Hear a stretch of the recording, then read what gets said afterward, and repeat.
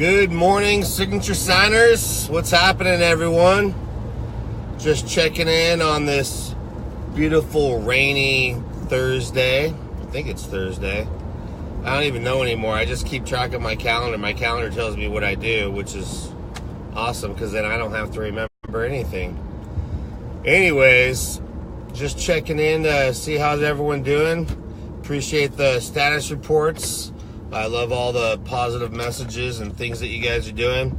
I've got 5 appointments on the books today. That's going to equate to probably about $800 or $900 for me today. And I'm not bragging because I'm not bragging about this. I'm just telling this to you guys because I want you to know how lucrative this business is. And if you're not doing it, it may be something you may want to consider somewhere down the road. It's something you can do part-time, you can do full-time.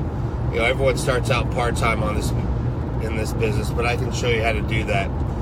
But I wasn't coming online today to tell you guys all about that. What I'm here to talk about today is pretty much if you're not out there doing the appointments, you guys should be out there marketing yourselves. And marketing means doing any little thing you can to make a big difference. All those little things that you do eventually add up to something big. You know, I just didn't go out one day and all of a sudden start making, you know, $1,000 a day because I had 5 appointments, which sounds crazy, but I'm not lying. You know, it's just little things that I go out there and do, picking up the phone or talking to a realtor or even handing out my business card. All those little things add up, and those are what create a big impact. You know, you take a look at the beach, if you go to the ocean, and the beach is huge and it's vast, but when you think about it, it's made up of the tiniest little grain of sand, and every little piece of sand accumulates and accumulates and creates this huge, vast oasis of beauty. And so, good little analogy there for you. A lot of people ask me, Mike, why are you so confident? I could lie and say I don't know, but honestly, I can tell you exactly why I'm so confident. It's because I wasn't always the most confident person, and I needed to find out what I needed to do to become confident. You know, when I was a young kid, I had the hardest time talking to girls. I remember in junior high, first school dance, it took me like 2 weeks to build up the courage to ask Michelle Rodriguez out to the school dance. And finally, when I came up with enough guts to ask her, you know what she said? No.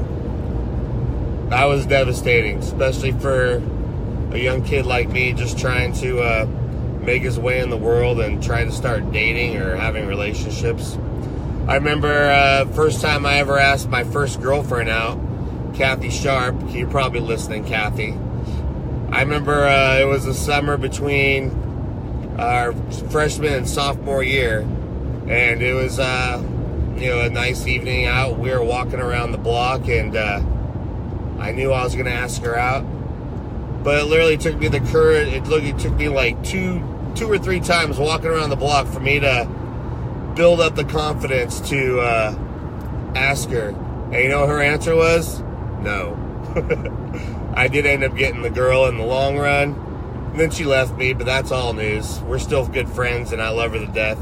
But, you know, I think a lot of that drove me to the confidence I have today is because of the heartache I felt years and years ago, just from a couple of those instances and all the other instances that we all have in life, you know, when we get shut down. And when you've been shut down enough times, eventually you become desensitized to it. Eventually, it doesn't mean anything to you anymore. I mean, what's the worst thing that can happen if you walk into an escrow officer's office today, or if you walk into a lender's office, or talk to a real estate agent on the phone and say, hey, I want your business? What's the worst thing they're going to do? Say no? It's not like they're going to pull out a shotgun and shoot you in the face for asking them for their business. You know, that's literally the worst thing that could happen. It's not that bad. One of the other things I like to do, and I have a personal list of just either sayings that I hear that are motivating,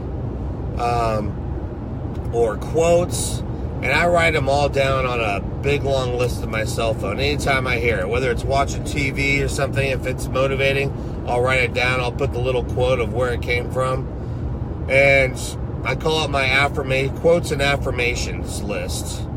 And I put a reminder in my phone to remind me to read that every single day.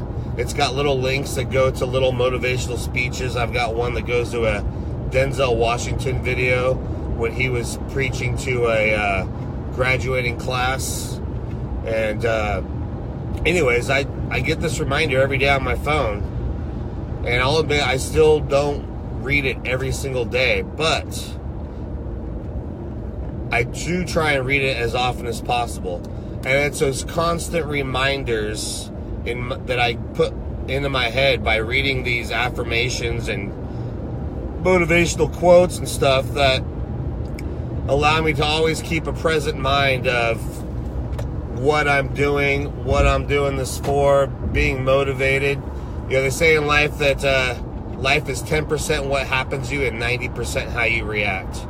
You know, I've had people tell me, Mike, why are you always happy today? Because I'm the only person that's in control of my destiny. Nobody else can impose their will upon me. It's my fault if I allow someone to change my mood because they want me to be something different than who I am right now. That's why I also try not to hang around people with negative attitudes. You know, you're a product of your environment. Hang around with people that are going to try and build you up, not knock you down. I'm going to put that list at the bottom of this video. I'll probably have to take a couple things out of it just because those are probably a little more personal. But a lot of these things I think would be great motivators. Look through it. Watch the videos. Copy it and paste it into your own notepad on your phone. And try and read through them every day. Another thing that I do, and you might not believe it, but I lie to myself. I lie to myself a lot. Constantly, you don't know this, but you're always having conversations with yourself every day. Should I eat the donut? Should I not eat the donut? Should I wake up now? Should I work out? Should I walk into the title company? Whatever. You know, you're always having these little thoughts in the back of your mind. And sometimes, actually a lot of times, they're negative thoughts. You look at yourself in the mirror and just like, I am not looking good today. I'm fat. I'm, out of shape. Whatever it be. Eventually, if you lie to yourself enough times when you look in the mirror and you say, you know what? You're a sexy bitch. I say that all the time. And I've lied to myself so many times now that I believe it. Now, some of you may disagree, and that's quite all right, but the fact of the matter is, I don't care what anybody thinks. The only thing that matters is what I think about myself, and the only thing that matters to you is what you think about yourself. And if you build up your own confidence and you love yourself, that's going to portray to other people, and all of a sudden they're going to be like, what's this guy on? What's he doing? And people are going to want to find out why. So anyways, a couple little tidbits for you guys about my mindset, how I've been able to get to where I'm going, and I'm not even close to finishing at all right now, but I just want to let you guys know that I appreciate you. Keep watching. I'm going to keep posting as much as I can, little nuggets of wisdom and anything I can do to help make your lives better and allow you to go out there and find the success that you define for yourself. Everyone's definition of success is different, so hope you all have a great day. Be safe out there. If you're in the Sacramento area where I'm at, it's wet and rainy, so be careful, drive safe. Love you guys. Take care.